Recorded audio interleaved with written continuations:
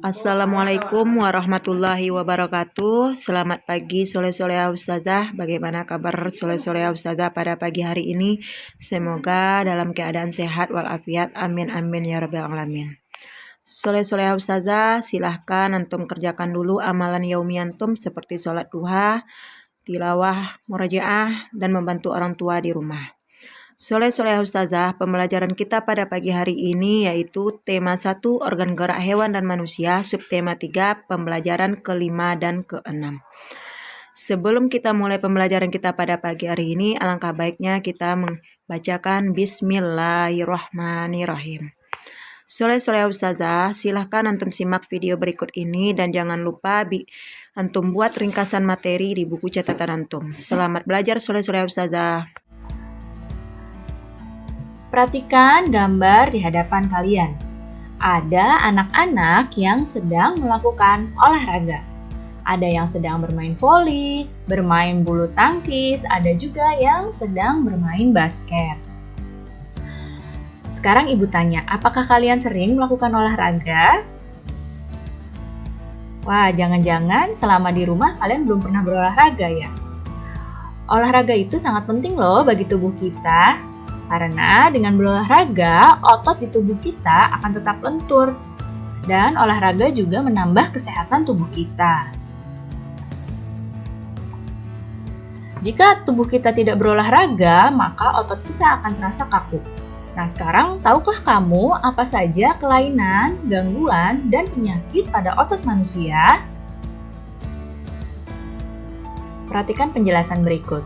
Kelainan, gangguan, dan penyakit pada otot manusia, di sini ada 4 yang akan Ibu jelaskan. Yang pertama ada hipertrofi, kemudian ada atrofi, ada stiff atau kaku leher, dan ada tetanus.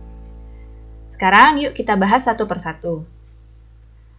Pertama adalah hipertrofi. Nah, hipertrofi adalah kelainan otot yang membesar dan menjadi lebih kuat karena sel otot diberikan kegiatan yang terus-menerus secara berlebihan. Bisa kamu lihat di sini, lihat panahnya, ini adalah gambar otot yang normal. Sedangkan gambar yang sebelah kiri ini, yang di panah ini adalah otot yang hipertrofi. Bisa hipertrofi karena otot ini terus-menerus bekerja atau terus-menerus diberikan kegiatan. Nah, ini juga contohnya, yang ini adalah, yang di panah ini adalah otot yang normal, sedangkan yang sebelahnya ini adalah otot yang hipertrofi.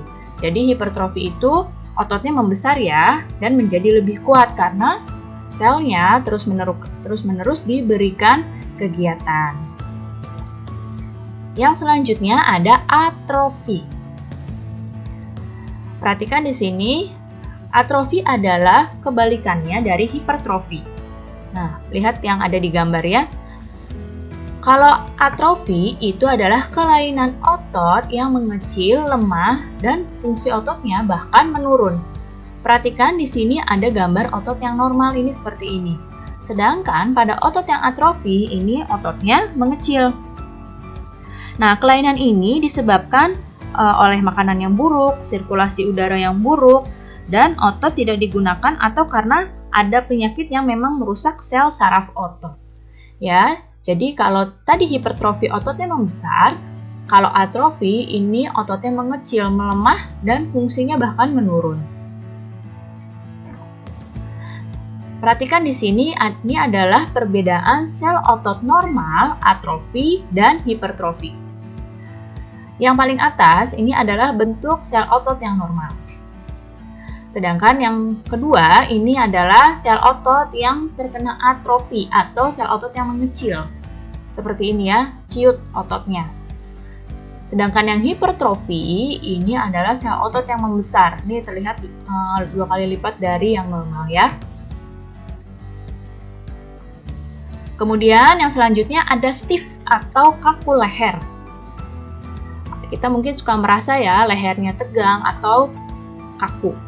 Nah, kelainan ini karena adanya peradangan pada otot leher akibat gerakan yang menghentak secara tiba-tiba atau mungkin ada kesalahan gerak. Ya, jadi otot kita cedera sehingga merasa sakit. Yang selanjutnya ada tetanus. Nah, tetanus ini adalah kelainan otot yang disebabkan oleh bakteri. Nama bakterinya Clostridium tetani. Tetanus ini menyebabkan otot menjadi kaku dan kejang-kejang. Penderitanya jadi kejang-kejang. Kakunya otot ini akan menyebabkan rahang si penderita mengatup rapat dan tidak bisa dibuka. Jadi rahangnya ini terkatup rapat nih seperti yang dipandang ini, tidak bisa terbuka dan tubuhnya kejang-kejang. Jadi penderita tetanus akan mengalami kejang yang berupa kekakuan otot ya. Kakunya otot ini akan menyebabkan rahangnya ini terkatup rapat. Nah, pernah tidak kamu mengalami sakit leher saat bangun tidur? Biasanya kalau sakit leher saat bangun tidur kita menyebutnya sebagai salah bantal ya. Mungkin namanya bukan salah bantal tapi salah posisi tidur. Tapi umumnya di masyarakat disebutnya sebagai salah bantal. Bagaimana ya cara mengatasi yang disebut dengan salah bantal? Di sini sebelum tidur posisi tidurnya itu harus nyaman. Kemudian jangan menggunakan bantal yang terlalu tinggi atau keras. Kemudian jangan tidur menggunakan kipas angin yang langsung mengarah ke tubuh. Dan tidak tidur di atas kasur yang keras. Ya, ini adalah cara-cara mengatasi salah bantal. Kemudian materi selanjutnya adalah tentang komik. Nah, ini ada komik seorang anak yang sedang membahas tentang salah bantal. Ya, salah bantal sering terjadi pada saat bangun tidur. Apa penyebabnya? Salah posisi tidur. Nah, kamu lihat di sini, bisa kamu lihat satu kotak ini disebut dengan satu frame. Nah, perhatikan di sini ada 4 kotak. Berarti dalam komik ini ada 4 frame. Ya, satu kotak ini namanya satu frame. Kalau ada 4 kotak, berarti ada 4 frame. Kemudian yang ini, yang ada tulisannya, ini namanya balon kata. Ini namanya balon kata ya, yang ada tulisannya. Coba di sini ada berapa balon kata? Kita hitung 1, 2, 3, 4, 5. Dalam komik ini terdapat 4 balon kata dan terdapat 5 balon kata dan terdapat 4 frame. Apa saja ya ciri-ciri komik itu? Komik itu hadir untuk menyampaikan cerita. Kemudian ciri-ciri komik yang kedua adalah proporsional, yaitu teks dan gambarnya membuat pembaca langsung seperti terlibat di dalam cerita. Kemudian menggunakan bahasa percakapan, yaitu bahasa yang digunakan sehari-hari. Dan biasanya komik itu bersifat kepahlawanan. Jadi cenderung membuat pembacanya mempunyai rasa atau sikap kepahlawanan. Kemudian ciri-ciri komik selanjutnya, penggambaran wataknya itu sederhana. Tujuannya supaya pembaca dapat memahami pesan dari cerita. Dan yang terpenting, ciri-ciri komik adalah mengandung humor.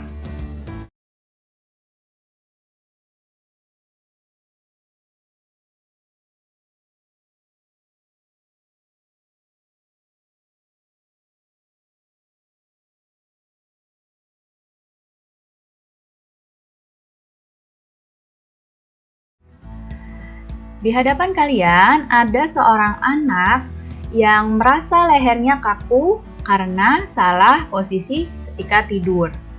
Nah, gangguan pada otot seperti itu bisa terjadi karena kebiasaan yang salah.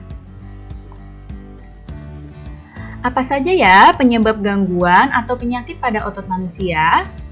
Penyebab yang pertama bisa karena pembawaan sejak lahir. Kemudian, penyebab yang kedua bisa karena infeksi bakteri atau virus. Dan penyebab yang ketiga bisa karena kebiasaan yang salah. Nah, yang paling sering nih penyebab gangguannya karena kebiasaan yang salah. Beberapa contoh kebiasaan yang salah yang dapat mengakibatkan otot kita menjadi sakit. Yang pertama, membaca buku dengan posisi tidur. Kemudian, membawa beban yang terlalu berat. berjalan dengan tubuh membungkuk, tidur dengan posisi yang tidak benar, dan menulis dengan posisi duduk yang tidak benar. Kebiasaan-kebiasaan ini jika terus-menerus dilakukan, maka akan menyebabkan otot kita akan menjadi gangguan. Menjaga kesehatan organ gerak, terutama otot, sebenarnya dapat kita lakukan sejak kecil, melalui penerapan gaya dan pola hidup yang sehat, serta makanan yang sehat. Jika dilakukan sejak kecil, maka akan menjadi kebiasaan hingga kalian dewasa nanti, dan otot kalian akan tetap sehat sampai kalian dewasa nanti. Bagaimana ya cara mencegah terjadinya kelainan pada organ gerak? Yang pertama, dengan memperbanyak mengkonsumsi sayuran dan minum susu berkalsium. Kemudian yang kedua, agar terhindar dari artritis, sebaiknya selalu menjaga metabolisme asam urat di tubuh dengan membatasi makanan yang dapat memicu meningkatnya asam urat. Yang ketiga, agar terhindar dari lordosis, kifosis, dan skoliosis, sebaiknya melakukan olahraga yang teratur dan menghindari kebiasaan sikap tubuh yang salah. Terutama ketika duduk ya.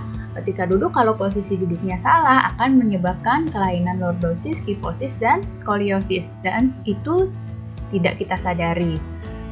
Kalau sikap duduk kita benar, maka kita akan terhindar dari lordosis, kifosis, dan skoliosis. Kemudian, agar terhindar dari osteoporosis atau pengeroposan tulang, dianjurkan untuk mengkonsumsi makanan dan minuman yang banyak mengandung kalsium.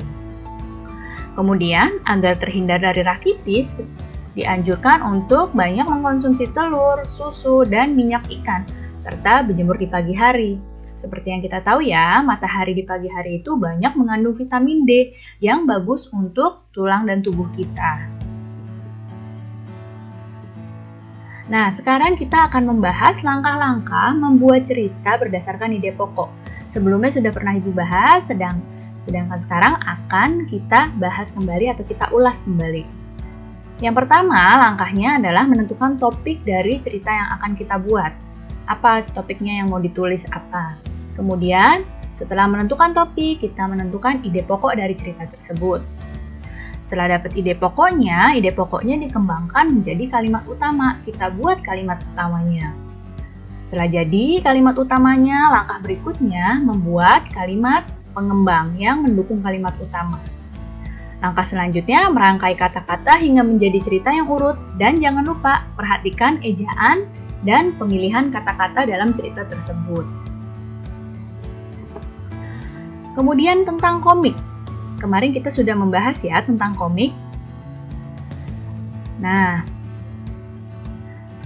bagaimana cara membuat komik seperti gambar di samping? Sebelum kita bahas cara membuat komik, coba perhatikan dalam komik ini ada berapa frame gambar?